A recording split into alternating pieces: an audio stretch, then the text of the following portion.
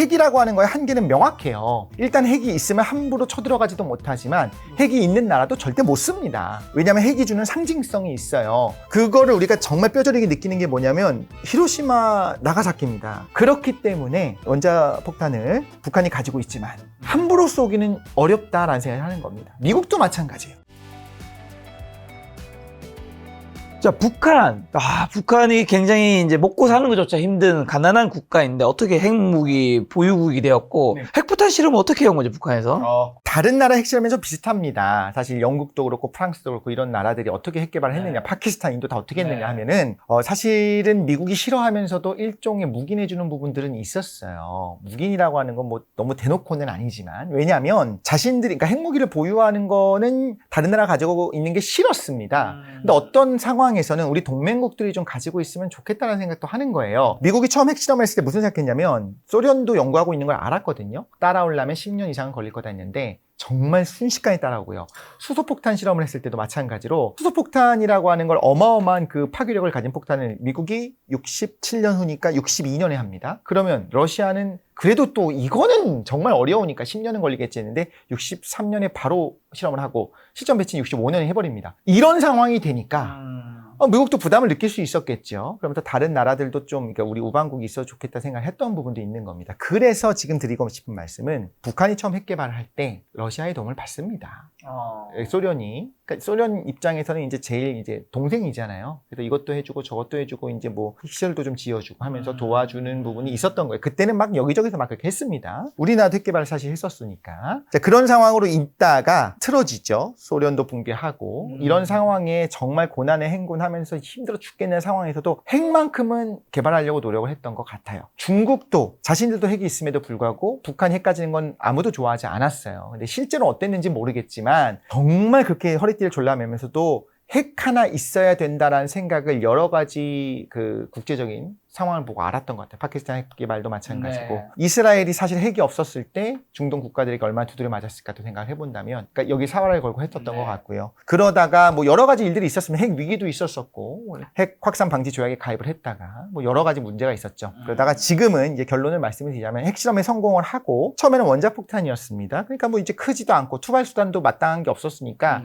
애써서 우리가 저건 별거 아니야 생각하기도 했어요. 근데 잘 생각해야 되는 게 예를 들면 핵실험을 했는데 실패했어요. 이제 안전이 보장된 겁니까? 아니죠. 계속 하겠죠. 성공할 겁니다. 언젠가는. 이게 되게 두려운 거예요. 북한도 계속 1차, 2차, 3차, 4차, 5차, 6차 핵실험까지 하면서 이제는 수소폭탄을 5차 핵실험에 수소폭탄이라고 또 주장을 했는데 좀 애매한 느낌이 있었거든요.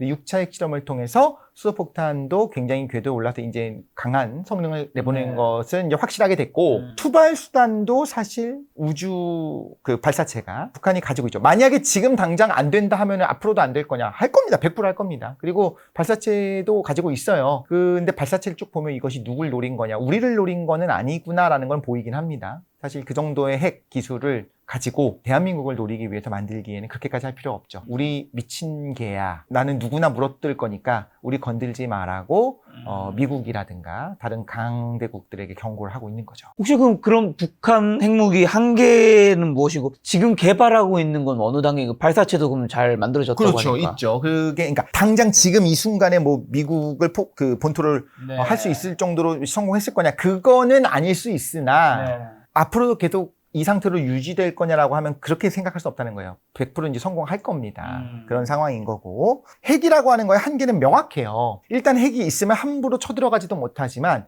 핵이 있는 나라도 절대 못 씁니다. 왜냐하면 핵이 주는 상징성이 있어요. 그거를 우리가 정말 뼈저리게 느끼는 게 뭐냐면 히로시마, 나가사키입니다. 히로시마, 나가사키에 떨어졌을 때 민간인들이 많이 사망을 했죠. 도시가 황폐화됐습니다. 근데 지금 가면 나가사키 없어졌습니까? 히로시마 없어졌습니까? 있어요. 사람들도 살고 있고요. 피폭된 분들도 있지만 살고 있습니다. 그때 사망했던 사람의 수와 역사상 굉장히 커다란 지진으로 사망한 사망자의 수를 비교하면 지진 사망자가 훨씬 커요. 막 60만 명 한 번에 사망하고 80만 명 사망한 적도 있고 그렇습니다. 탕산대 지진, 그 중국에서 있었습니다. 그때 문화대혁명 근방에 있었던 그때, 그러니까 중국 입장에서는 외국이 도와주겠다고 하는데도 됐어 우리가 알아서 수습할 수 있어 하면서 초창기에 65만 명이 사망했다고 발표를 했었어요.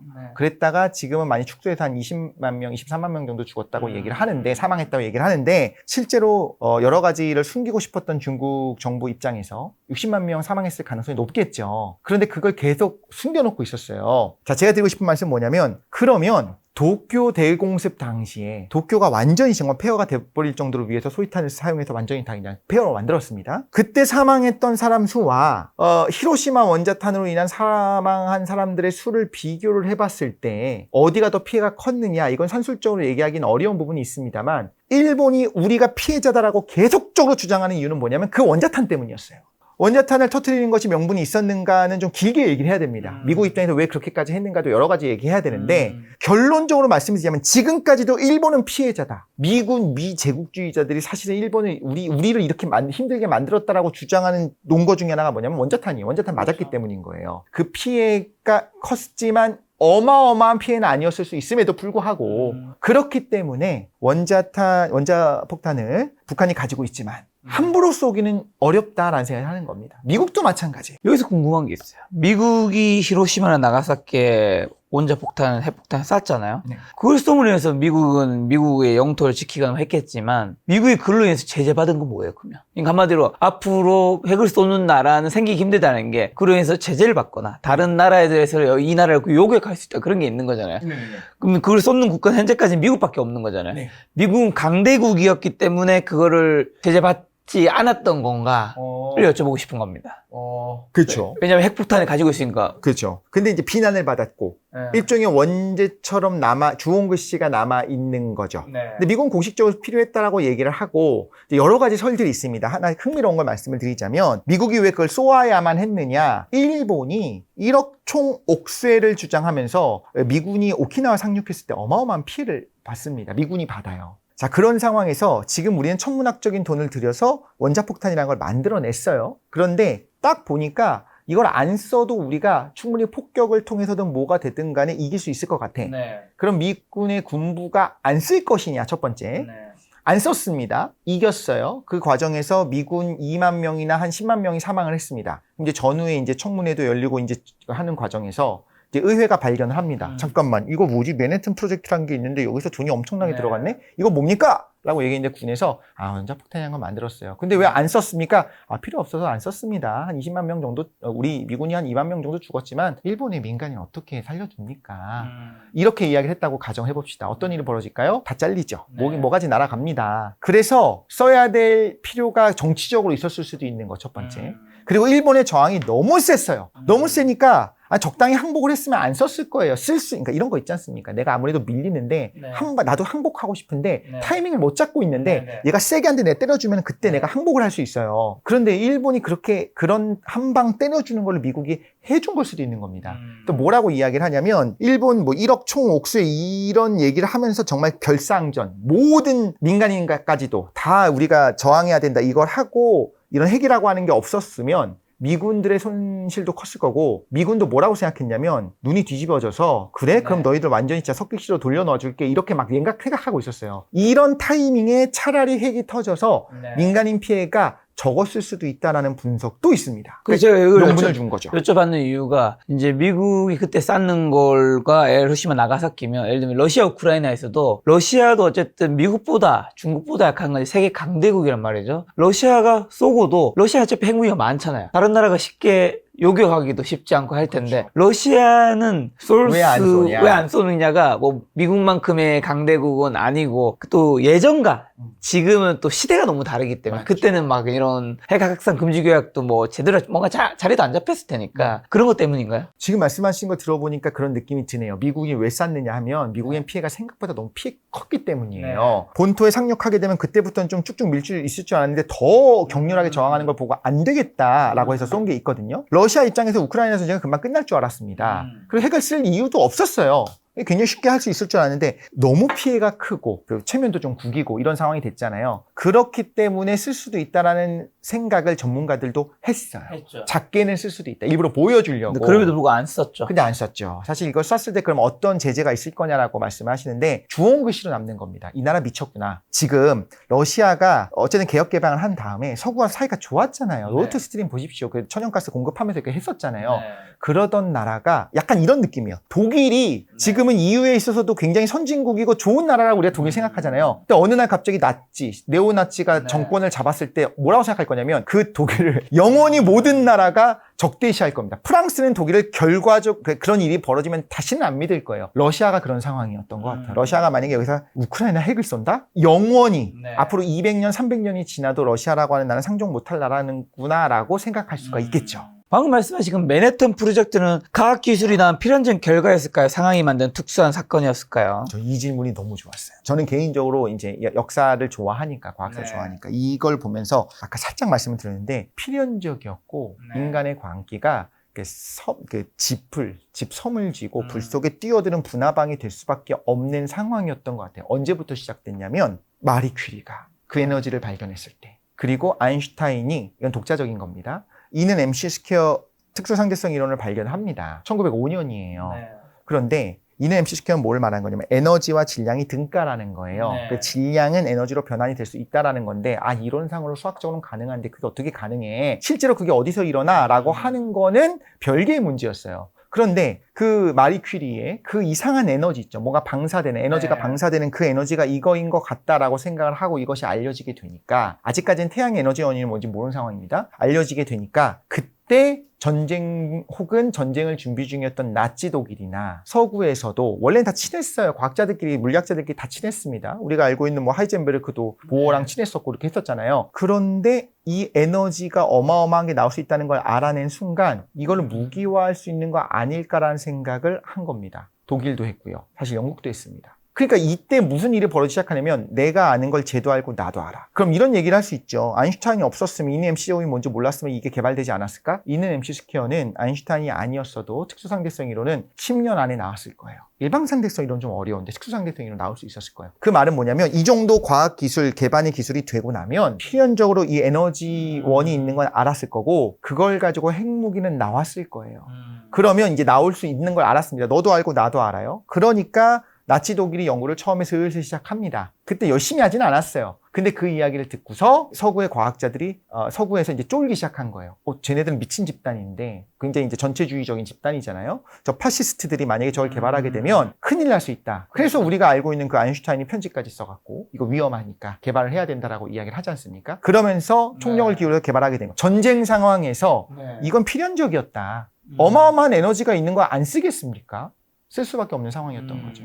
자, 아마 가장 저희 시청자분들이 궁금해할 질문일 텐데, 그러면 북한이 가진 핵무기 위력은 어느 정도이고 쏜다면 뭐 서울에 쏘겠죠, 당연히. 안 쏩니다. 서울에 왜 쏩니까? 아니, 쏜다면 서울 한복판에 터진다면 어떻게 되는 거야? 그 핵무기 시뮬레이션들이 있어요. 네네네. 그래서 그걸 가지고 한번 이야기해봐도 좋겠지만 이런 말씀 드릴게요. 일단 여러분 안 쏘지만 안 쏘지만 쏘면 어떻게 되는지는 궁금하잖아.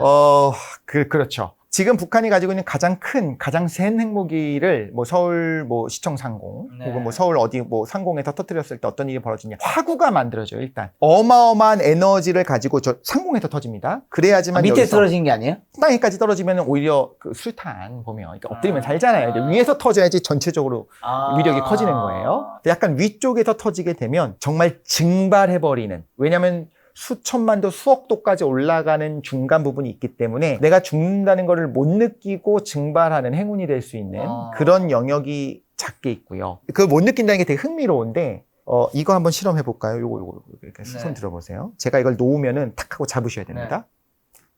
그렇게 잡으면 그렇게 하지 말고 손가락으로만 싹 해서 이거 잡는 거예요. 어려워요. 한 번만 더. 아니 이게 좋으니까 하나 둘.